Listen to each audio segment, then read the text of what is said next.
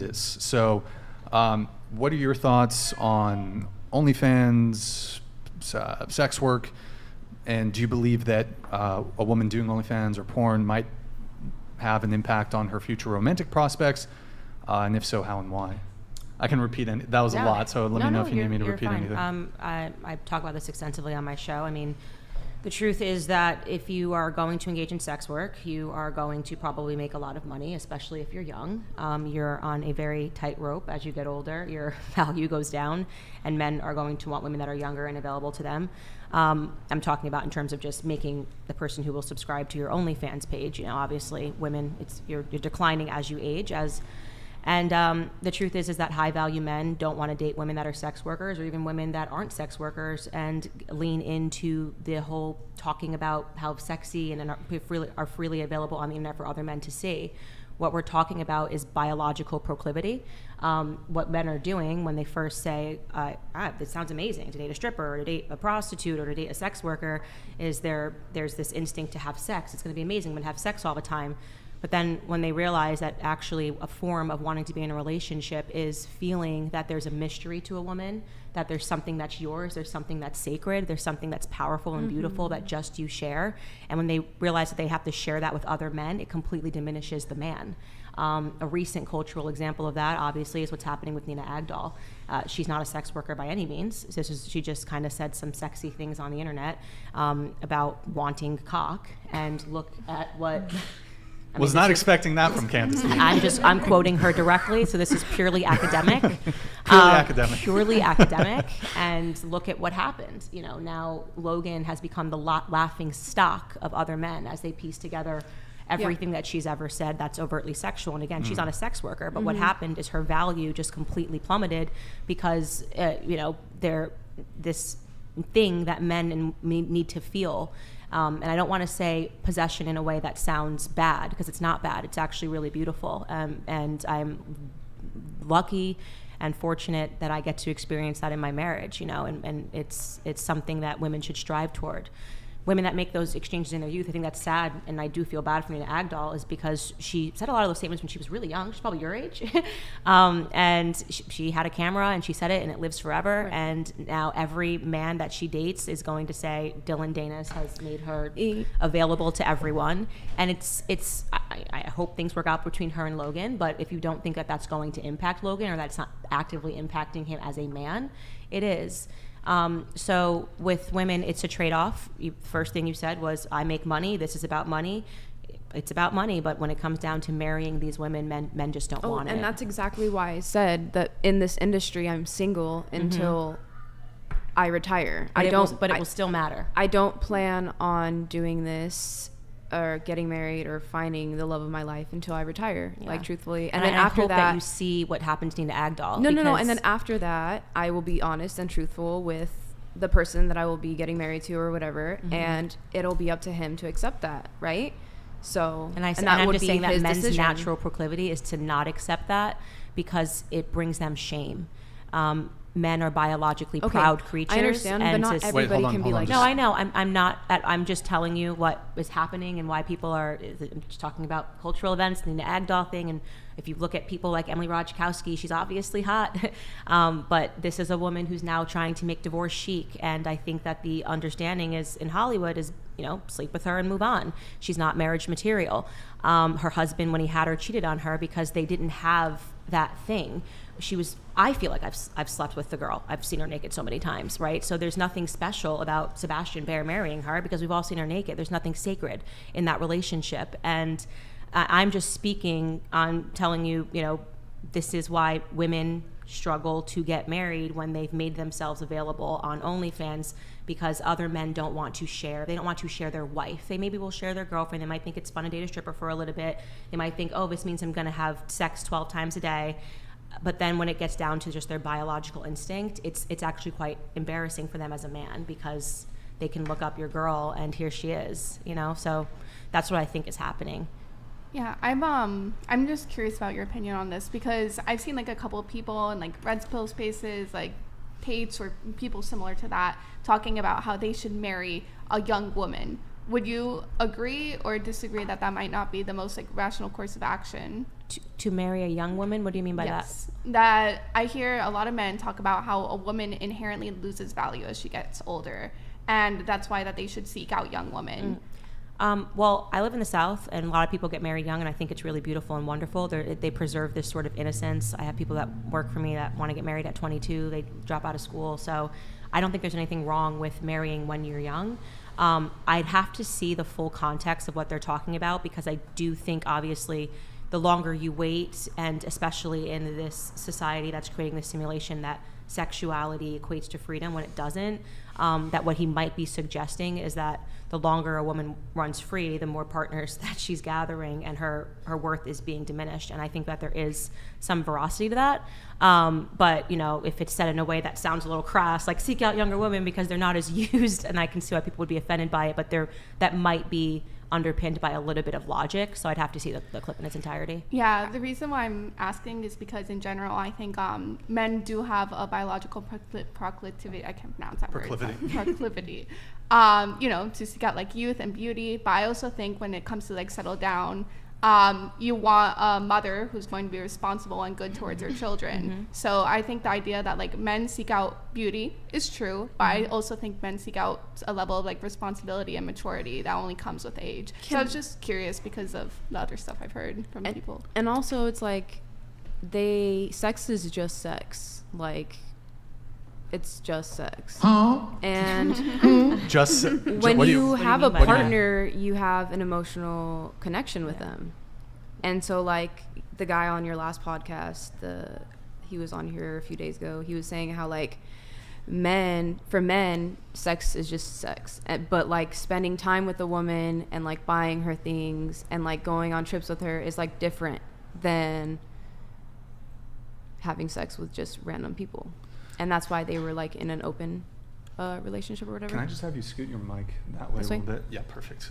I mean, I definitely wouldn't say that like swapping DNA is like just sex. I mean, a man leaves a piece of himself inside of you. But man, that's the way they think. And like for women, we get attached to them emotionally, having sex with them. Which is why it's more of a, when women have a lot of partners, it is different. It is worse in a way, and people don't want to admit that. But because we are more emotional, there is an attachment. It isn't just sex for women. You know, I think women are damaged by those relationships. Women like to think, because of the social simulation, that it can just be sex, it's whatever. Non-committal, the only people that benefit from that lie are men. You know, it is not great to have sex and have a man not call you back. It doesn't feel good. It doesn't matter if a BuzzFeed article says it does. I had a wonderful weekend and this is why I had sex and didn't worry about it. You feel used, and especially I would say if you're not a sex worker and a man does that and never calls you back, and you don't even have money to show for it, I think it diminishes your self-worth even more than your worth to a man. The reason why I say sex is just sex is because in our line of work, we see it as transactional, right? Especially when we're working. And then at the end of the day, they go home to their wives or whatever, right? And it's like you're emotionally being there for them and taking care of them and doing all this, that, or the other. So then sex clearly isn't just sex. It's also emotional. It can be. Yes. It can be, yes. But I was saying, according to the guy that he had on the last podcast, he said that for men, sex is just sex. Well, and that I disagree with the idea that sex doesn't harm, or casual sex wouldn't harm a man or does harm women, or that sex is just sex. I think a lot of people tell themselves that, but I think it can like lead to a lifestyle of just like pure hedonism, whether you're like a man or a woman, and that can be like dangerous because then you're losing, you know, sight of other things that you value or other aspects of life. So I don't really think like I think for some people that can be true, but I think for the majority of people, like there's a reason why a lot of people are only into monogamy, or why that's been like the norm for a lot of cultures. And I think most people are a little bit hardwired to kind of seek out those intimate relationships. And I'm not saying it's impossible. I'm just saying I think that's how most people are, where casual sex can be harmful. And I think it can definitely be harmful for men. I want to be clear. I'm saying that it's different for men and it's different for women, but I don't agree with the statement sex is just sex at all. And it's natural to be like attracted to a lot of different people. You know what I mean?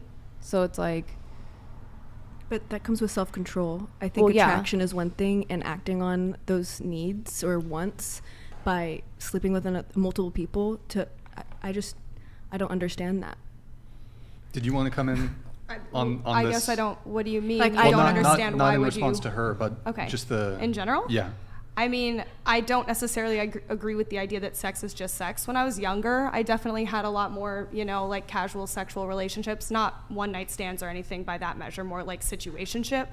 And as I got older, my views on it kind of changed, and you do feel differently when, like you were saying, it doesn't feel good to hook up with somebody and not have them call you back. So I actually was celibate for about 2 years before I met my partner, doing OnlyFans and everything else. Your current partner? Yes. Okay. I wasn't sleeping with anybody. I stuck to it very hard because I just didn't really like the feeling of sleeping with somebody and then getting an emotional attachment to them. So I think that certain people, because everybody is different, I don't think that it's that black and white. But I think to some people and to some women and to some men, casual sex really is just sex, whether they're leaving DNA or not. I think that there are people that do actually feel that way, because I've met women that are like that. But for me, it is not that simple. And I don't think that it's that simple for most women. Can I raise a possibility, just because it's something that I've sort of seen? So I do think it's possible that for some people, sex may be detached from romantic emotions with that person, but I do think there may always still be an underlying psychological part there of at least an ego boost, at least some sort of like grab for validation, some sort of grab for emotional intimacy, even if you're telling yourself, I'm just doing this because having casual sex is empowering and sex is just sex. I think even in most of the cases where people genuinely believe they're just having sex because it's sex, if they ask themselves a little further, why am I really doing this? Is it perhaps just, to placate my ego, or for some sort of male validation, or for some sort of like intimacy or connection, because I maybe am not getting it romantically otherwise, in a more like serious relationship.